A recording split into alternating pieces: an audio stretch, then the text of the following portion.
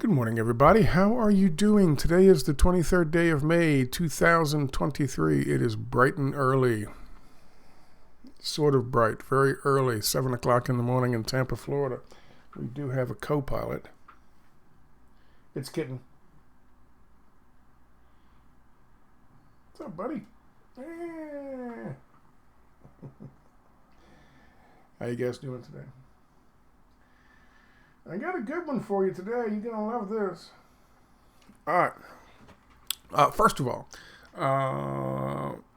stuff being delivered today, starting to change the quote-unquote office, the studio, whatever you want to call it, the studio.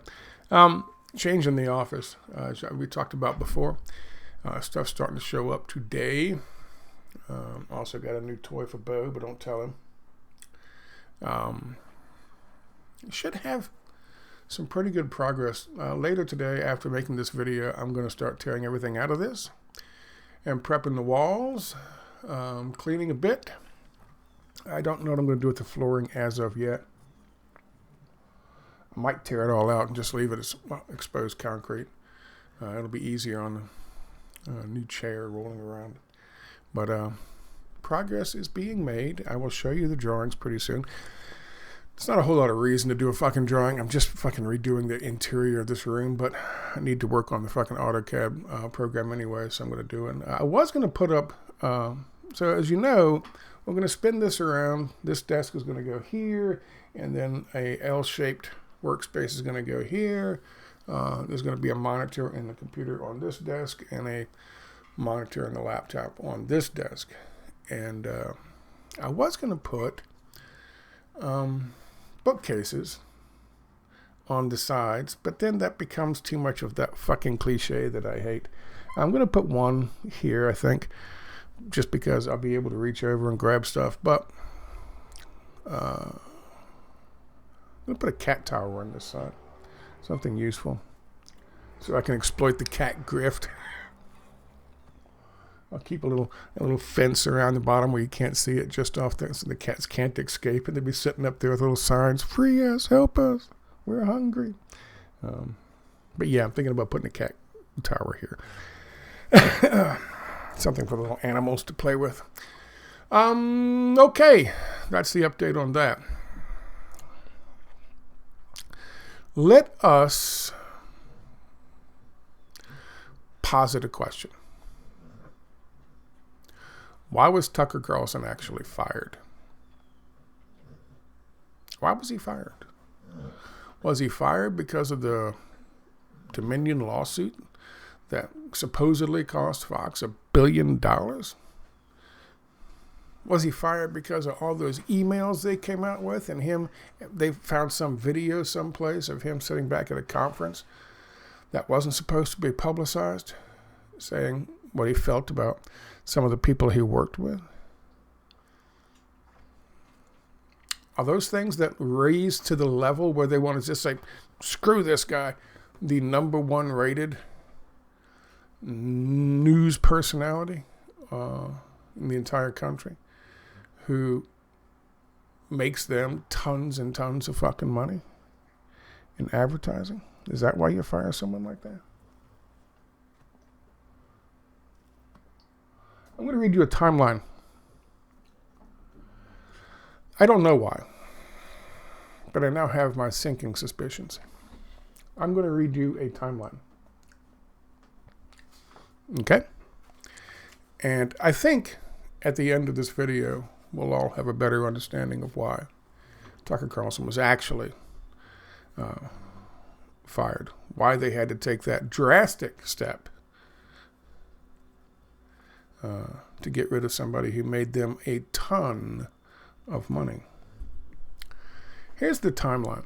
March 8th, in and around, these dates are, that day or the next day or the day before, because these are the dates of news articles that I found.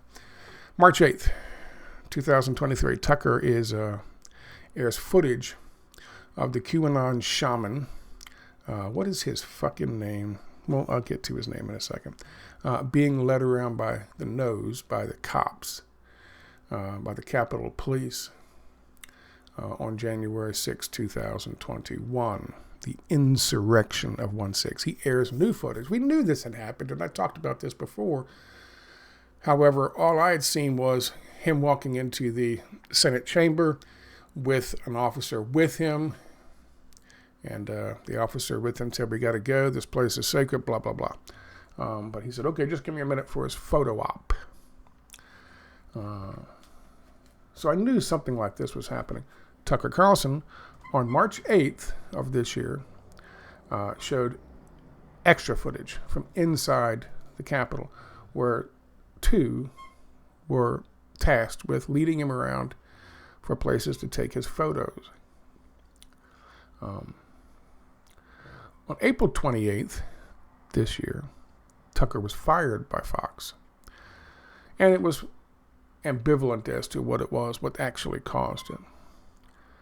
May 4th this year, 4 Proud Boys, including Enrique Tarrio, were convicted of seditious conspiracy, in spite of it being an unspoken agreement to do so, end quote. Which means there was no spoken conspiracy to commit sedition. And yet, they were convicted in a kangaroo court of that very same thing. That's May 4th. 2 weeks after they released Tucker Carlson. And then, on May 18th, 2023, one Shane Lamond, Lieutenant Shane Lamond, he was the head of the D.C. Police Intelligence Division, was arrested for aiding aforementioned Enrique Tarrio for years, providing him information and getting information from the Glowie asset, the Fed, who ran the Proud Boys, Enrique Tarrio. Quote, between December 18th, 2020 and January 4th, 2021, the lead up to the insurrection of 1/6, these two exchanged 145 messages on Telegram's secret chat function in preparation for the insurrection of 1/6. And 101 of those messages were destroyed. So we'll never know what 101 messages between the leader of the Proud Boys, the insurrectionist, and the head of the fucking DC Police Intelligence Division we're talking about. That happened May 18th. That arrest took place May 18th this year. That's 2 months, boys and girls. You cannot tell me that they did not know. This investigation has been going on for a while, that they were going to fucking take out Lieutenant Shane Lamond when they got rid of Tucker Carlson. April 25th, May 25th. That's 1 fucking month. May 18th. It's less than a month. Of course they knew. They had to get rid of Tucker Carlson. They had to get rid of Tucker Carlson before the kangaroo court fucking verdict on the Proud Boys, including Enrique Tarrio. And the evidence was going to come out because of their arrest of Shane Lamond, Lieutenant Shane Lamond, that he was actually running them. I'm going to show you all of this. That's why they fired Tucker Carlson. Because they couldn't have him up there fucking talking about this in front of his 20 million fucking viewers a night, whatever the hell it was. Not after everybody saw those fucking DC police leading the QAnon Shaman around by the nose for his photo ops in the Capitol. Not after 4 fucking DC police officers were suspended without pay for the month or so after the insurrection of 1/6 because of their investigation that was ongoing internal, and 100 more fucking officers were being investigated. I'll show you all of that.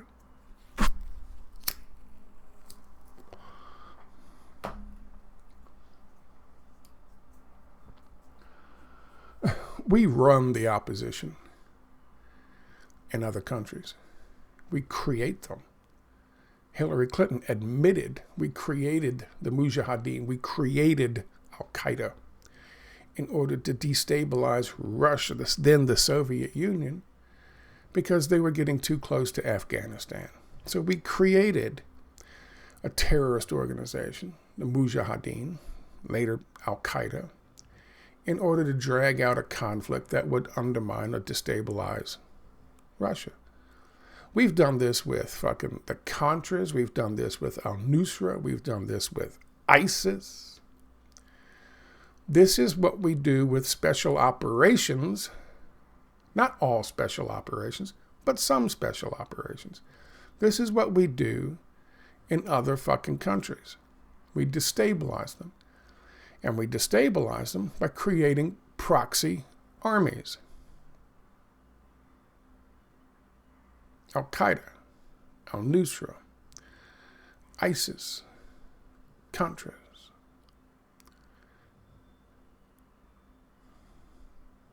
Patriot Front, Proud Boys, Antifa, the New Black Panthers, whatever they call themselves.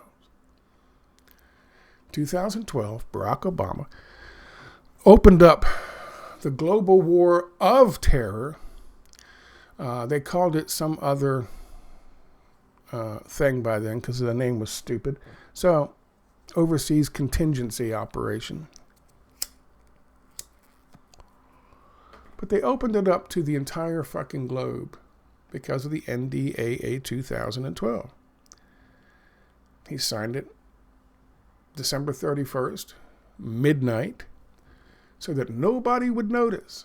That's like dropping the fucking story on the 18th, about arresting Lieutenant Shane Lamond. Late Friday afternoon, hoping nobody would notice. But what Barack Obama's fucking signature did was it opened up the entire world for our intelligence agencies to run these kinds of campaigns. Unfortunately, that also opened them up to run them here.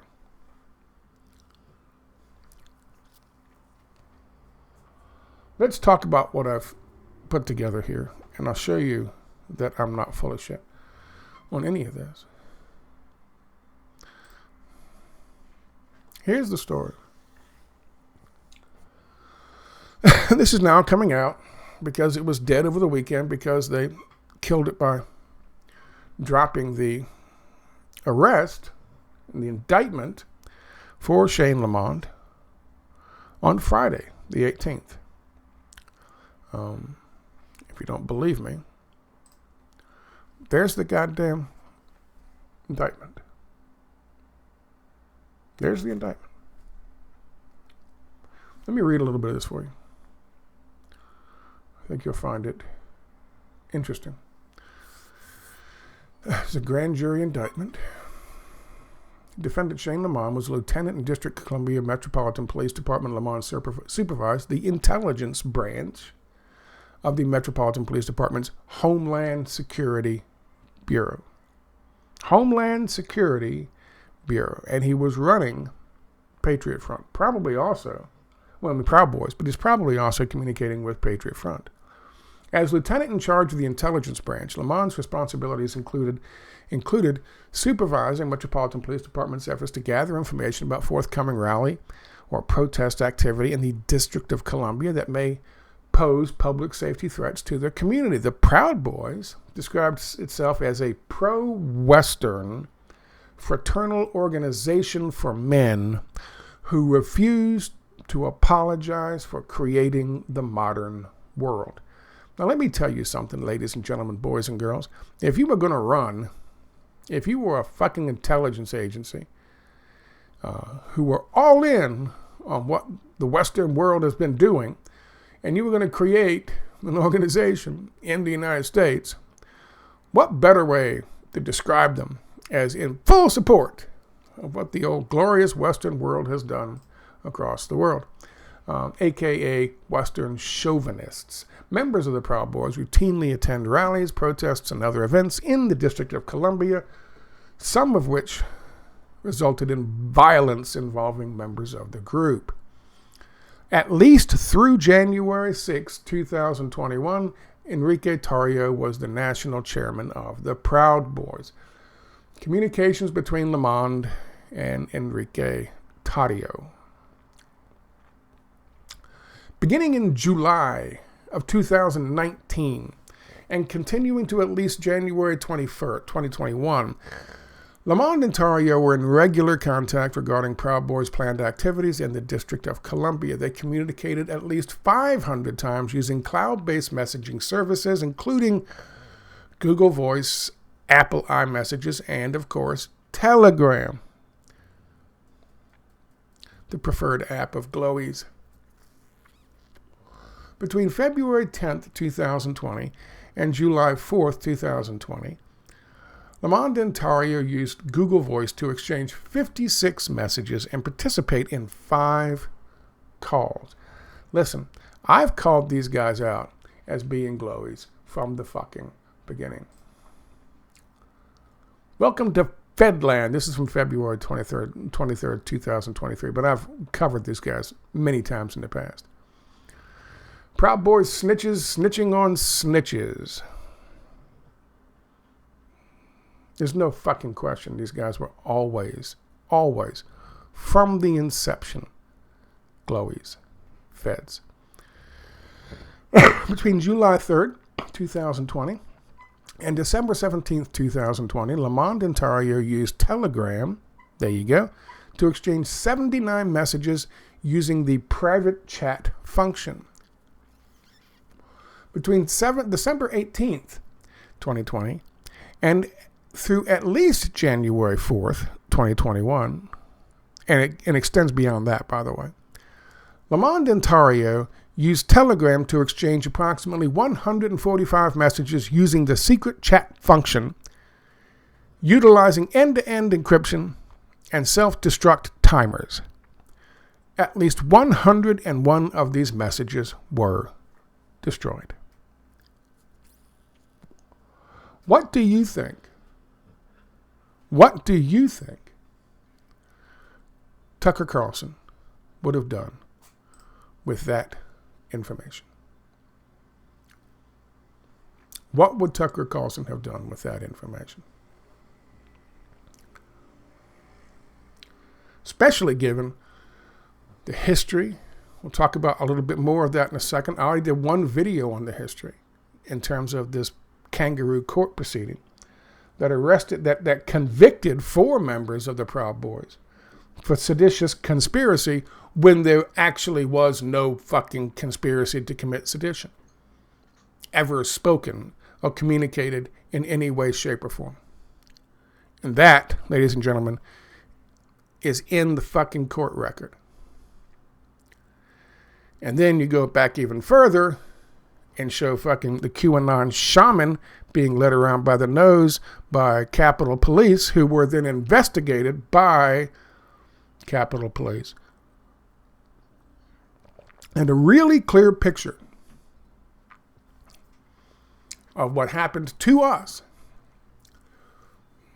I wasn't there, and I certainly, yes, the elections have been rigged for quite some time. Yes, electronic voting machines are responsible for that, partly responsible for that. There are other ways to do it, but yeah.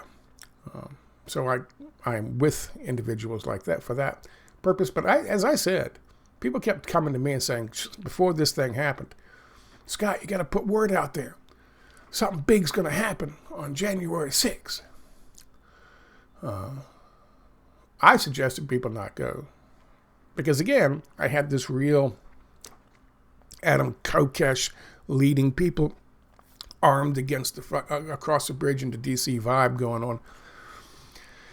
I wanted no fucking part of it. So, but anyway, this is what happened. This is exactly what happened. And it's becoming clearer and clearer every fucking minute of the day.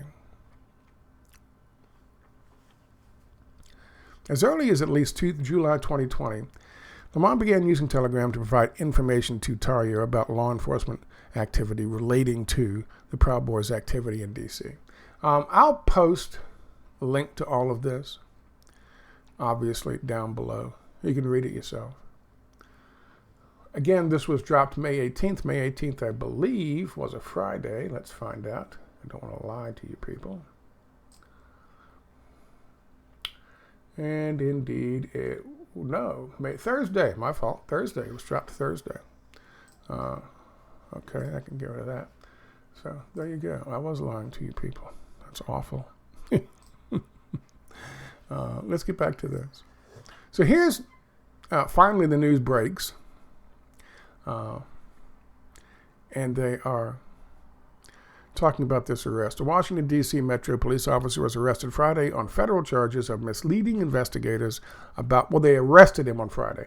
Okay, they dropped it on Thursday, but they didn't publish it on Thursday. They published it on Friday, so it would come out on Friday. Again, so it wouldn't be seen, wouldn't be paid attention to. About his communications with Proud Boy leaders, Enrique Tarrio, including when the officer allegedly tipped Tarrio about his impending arrest. Metropolitan Police Department Lieutenant Shane Lamond faces an indictment accusing him of 1 count of obstruction and at least 3 counts of making false statements. Now, here's the interesting thing, and I want you to focus on this. He is not being arrested and charged with aiding and abetting the people who committed, listen to me very carefully, they just convicted Tarrio and 3 other Proud Boys for seditious conspiracy that didn't involve a spoken or written conspiracy. They just fucking convicted him of that. Now we know there was 146 messages, beside a year of communication prior to, 146 messages between this head of the intelligence department, the D.C. Police Department, Metropolitan D.C. Police Department, the head of the intelligence department, and one of those guys who was convicted of seditious conspiracy. 101 of those messages were deleted, so they'll never exactly know what was discussed. What part of the conspiracy to commit sedition was discussed between this lieutenant and Enrique Tarrio. However, they're not charging him with that.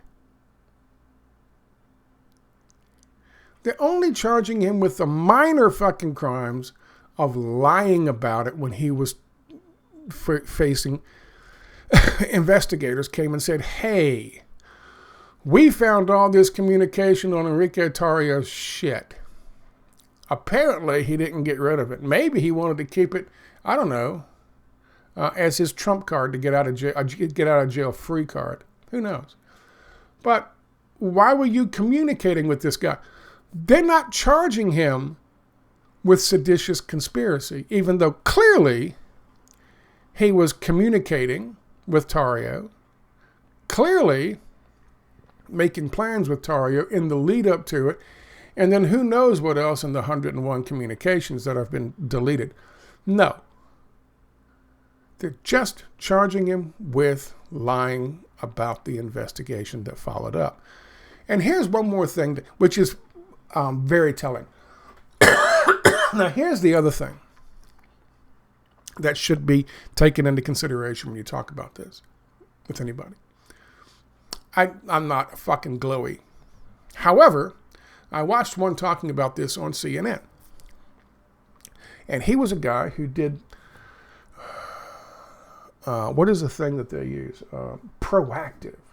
He was in the proactive fucking division, proactive investigations in some intelligence thing for the Metropolitan Police Department. He had actually seen him walking down the halls. He comes out talking about proactive, meaning they set up people and used snitches and undercover agents to set people up, I'm sure. That's what proactive means. A real fucking gem of a human being that dude is. But he said, and he brought out something that was very telling. He can't imagine why they would be bringing charges against him if, as the head of the fucking intelligence agency or the intelligence division, he was working Enrique Tarrio. Enrique Tarrio was a source. Enrique Tarrio, he had flipped, and he was working him. So he was telling him, yeah, I'm on your side. Yeah, I'm going to help you out. Yeah, I'll give you information, because he was working him. If you're working him, this guy points out, there will be a detailed description of every communication and everything said between the two of you that is back at home with the police department. The problem with anyone's making the assertion that he was working Enrique Tarrio is this guy was the head of the intelligence division. He sits back and comes up with policy, and he dictates out to the people that work under him to go out and work other people. That's not what the head of the agency should be doing, or the division should be doing. But this is what was happening. In light of what he said, if you extrapolate, if you expound upon it, the fact that they did arrest him, they did put out this fucking indictment on him. The fact that they are charging him with lying to the investigators means he was withholding those communications. He was not talking about what he was doing, nor was he recording what he was talking about in those investigations with the police department, officially. Okay? He didn't want a record of it. And then, when faced with the questions about it, he lied about it. He didn't know that they actually had the information that they had from Enrique Tarrio. What could be happening here is Tarrio did not expect, because he is a Glowie, and he was aiding and abetting the feds. He didn't expect to get even a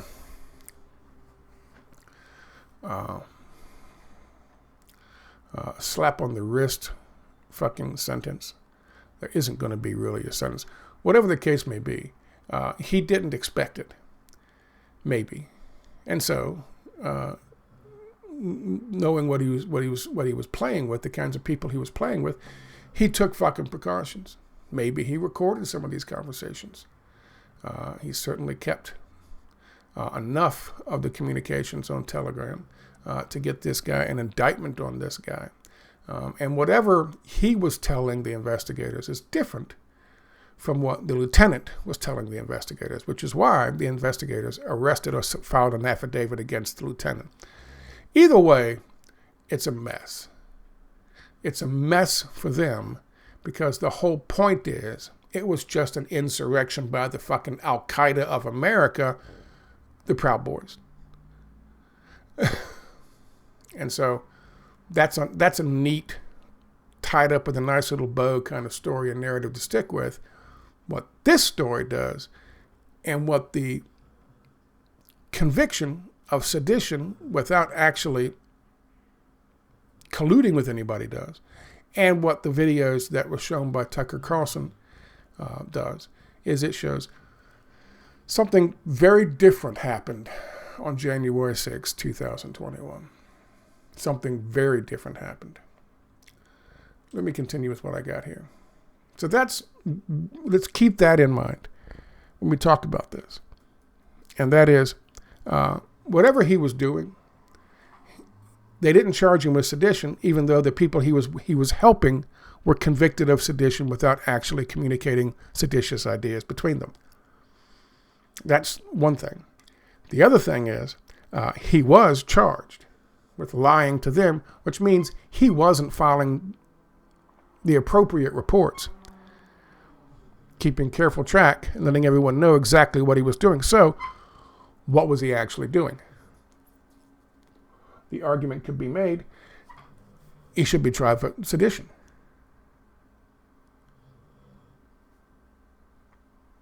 You're either cop or you're little people. Oh, that's CNN's report on this. Here's the New York Times.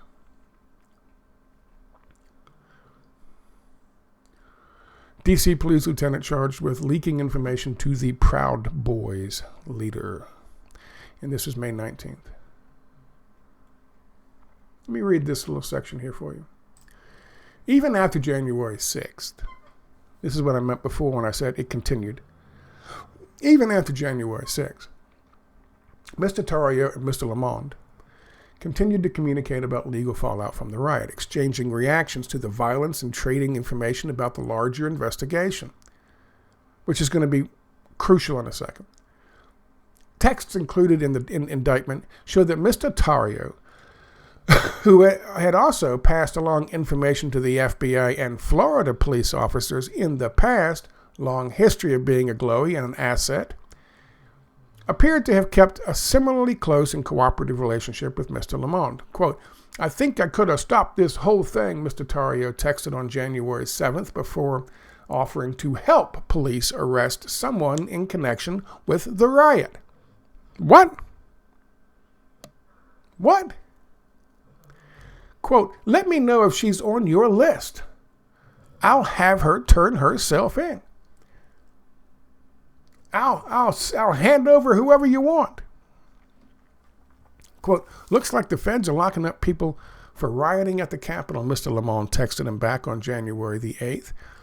"I hope none of your guys were among them." In addition to obstructing the investigation into Mr. Tarrio, Mr. Lamond had deliberately misrepresented the conversations to investigators. What did I tell you? Mr. Lamond described the exchanges as one-sided and as routine intelligence gathering, when he had often reached out to Mr. Tarrio with privileged details about Metropolitan Police Department activities. Lawyers for Mr. Tarrio sought to call Mr. Lamond a defense witness at the sedition trial, but Mr. Shaman told them that if Mr. Lamond were called to testify, he would invoke Fifth Amendment against the right to self-incrimination. He wanted him to fucking come in there. Mr. Tarrio's legal team then tried to have Judge Timothy Kiley confer immunity on Mr. Lamond and compel him to take the stand, but the judge refused to do so. So in their kangaroo fucking court trial, which, by the way, I covered, in their kangaroo court trial, where four of the Proud Boys, I don't take my word for it, four of the Proud Boys were convicted of seditious conspiracy without ever having committed the conspiracy, either spoken or written. I'm not making that shit up. New York Times, May 4th, keep the fucking dates in mind. And I offer you this. The sedition trial sprawled over the course of more than 3 months and was characterized by frequent delays and frayed relations between the defense and prosecution that several decisions by the presiding judge, Timothy J. Kelly, that tested the boundaries of conspiracy law. Judge Kelly's rulings allowed prosecutors to introduce damning evidence about the violent behavior and aggressive language of members of the Proud Boys who had only limited connections to the 5 defendants. They didn't know them. They had nothing to do with some other dudes who showed up,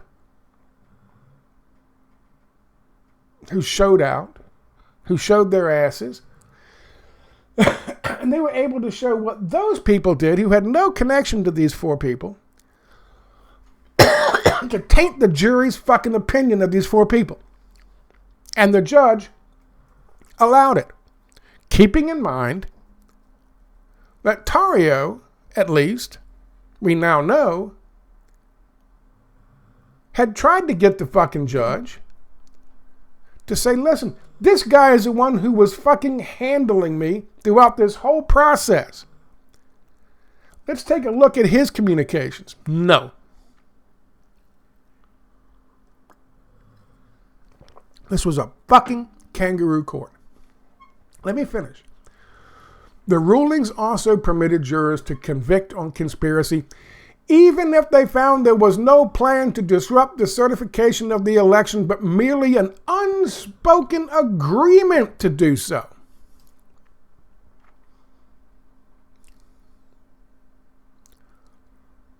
That's kind of the definition of conspiracy, isn't it? You have to at least conspire with somebody.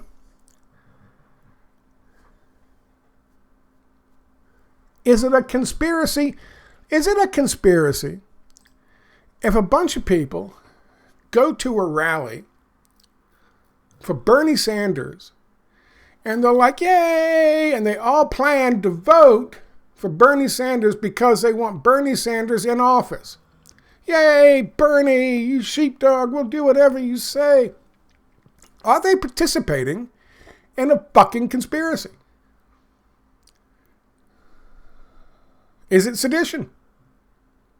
They're changing government. They're putting somebody else in charge. They're not communicating back and forth with each other. Okay, I'm going to go fucking campaign on this side. You go campaign on that side. And we'll get this whole thing done. Is that a conspiracy of sedition?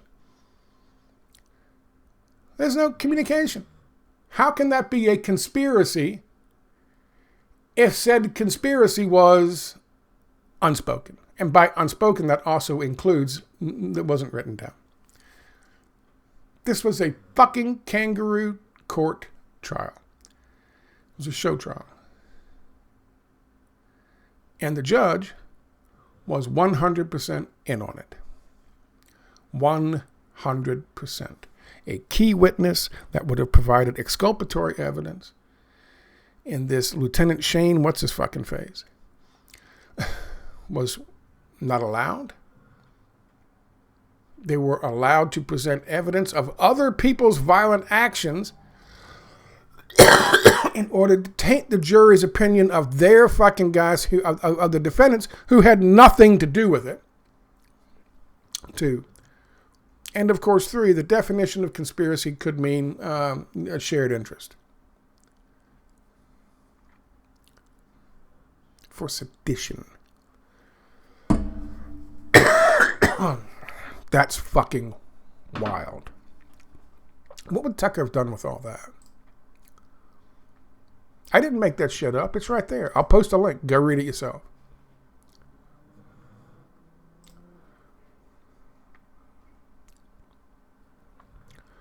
This was published February 19th, 2021. And this is from NPR. If you guys think this is, oh my God, I saw some right-wing nutjob dude talking. The U.S. Capitol Police have suspended 6 officers with pay for their actions. I'm sorry, I said 4 before. On January 6th, when a pro-Trump mob attacked the U.S. Capitol in an attempt to stop the certification of President Biden's electoral college victory, according to a department statement. In addition, 29 officers, I'm sorry, I said 100, remain under investigation as part of the department's ongoing probe into the events that unfolded that day. Our Office of Professional Responsibility is investigating the actions of 35 police officers, and we have currently suspended 6 of those officers. This is before the real fucking PR campaign got underway. Remember, this is February 19th. This is like a month.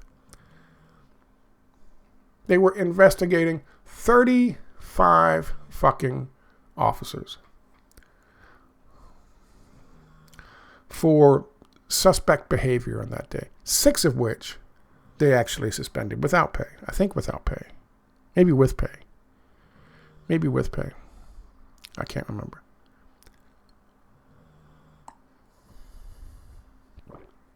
With pay. My fault. Take a vacation.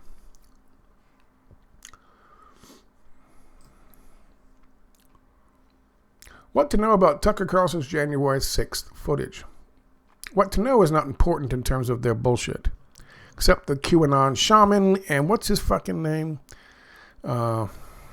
Jacob Chansley. This fucking Glowie.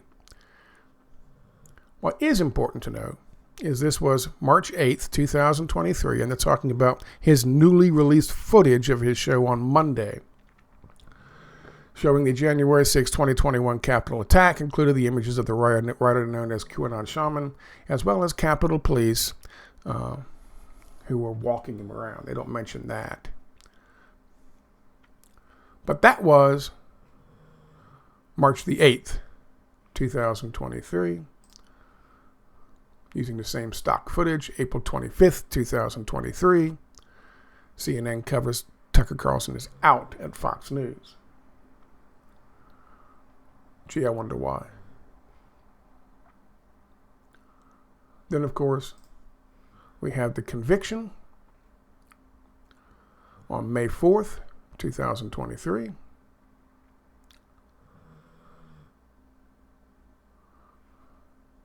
And now this.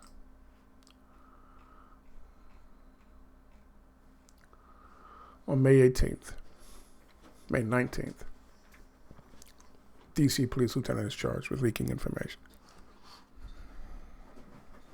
And that, by the way, is Tarrio with his American supremacist. His American fucking Al-Qaeda or Al-Nusra, ISIS, Contras. And that's not meant to demonize them because calling them terrorists. That's meant to suggest, and I think it's clearly beyond any doubt, that is simply meant to point out the fact that they are wholly owned and controlled subsidiaries of the U.S. intelligence agencies. In this case, being run directly by the head of the D.C. Police Department's Intelligence Division. Without a fucking doubt. No doubt. No more questions, no more arguments.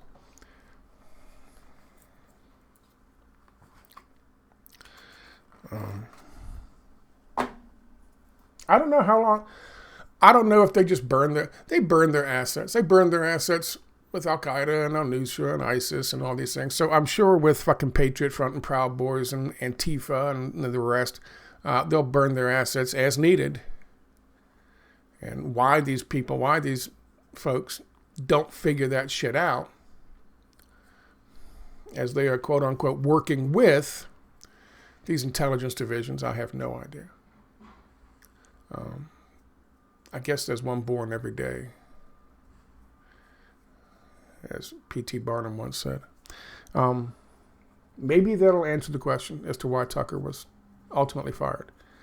They couldn't have him around for this.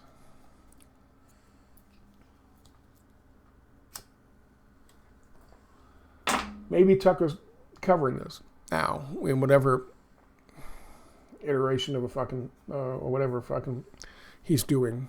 I don't know where he's at now. But I'm covering it, which should be good enough. Of course, 203 people will see it, unfortunately, if opposed to his 200 million. But that's all right. We all do our part. Absolutely fascinating story. Why they decided to do this? I guess because people ask that question. Well, Scott, if Shane Lamond is, why are they burning him? He's the head of the fucking intelligence agency, the intelligence division, DC Police. Probably because of Enrique Torres. Probably because, say what you will about the fucking trial, this kangaroo court, that's going to be part of the record. That he wanted Lieutenant Shane Lamond to be brought in as a witness on his part to show he was being fucking handled and he was working with the intelligence agency or the intelligence division of the police department the whole time, from before, during, and after. I guarantee you, some of those 101 communications, took place during it. I promise you that. I promise you that. And they're probably worried that they know that this is part of the court record. And when they have to release the court record, all of it, it's going to come out and people are going to say, wait a minute, who is this Shane Lamont character? And why was he interested in that? And let's contact him and find out. So it was going to come out, eventually going to come out. They had to get on top of it. But again, keep in mind, as I told you, because the guy on CNN who had met him before and worked in that division before, preemptive fucking intelligence, or the intelligence division, preemptive, pre-crime, so to speak, proactive, Jesus. As he put there, if someone's doing that, they must report every single communication with the fucking division, with the department. They must keep a very close record of what they're doing for their own fucking good. So no one says, well, what are you actually doing? Which apparently Sean Lamont was not doing. In fact, and then when they came to him and said, okay, let's talk about this communications with this individual, apparently he lied. So that's the only thing he's being charged with. Remarkably, in spite of the fact that the person that he was communicating with and in communication with before, during, and after the insurrection of 1/6 was convicted for seditious conspiracy. Somehow or another, Lieutenant Sean Lamond wasn't charged with that at all. Was the whole thing dreamed up by the intelligence divisions, both federal and fucking apparently local, and then carried out through their fucking assets, the Proud Boys in this case? Don't know. Remains to be seen. I've got to go through. It's only a 17-page indictment. I've only gone through the first 6-7 pages. I will take a look at it further and see how much more information. But I'm sure more information will come from this. Don't really know why Tucker was fired, but my guess is this makes more sense than, he was fired because of Dominion lawsuit or because of what he would say, flippantly about his co-workers, someplace where it's not supposed to be, that those statements are not supposed to be made public. When I heard those, when I saw that it looked like they were covering for something. They were covering for this. They couldn't have him out. He's a loose cannon at that point, and they couldn't have him out in front of people talking about this shit. Mainstream fucking media, Friday night or Monday night. They just couldn't have it. So he had to go. That's my story, and I'm sticking with it. Anyway, I thank you guys for your time if you're still here. Have a good one. Take care.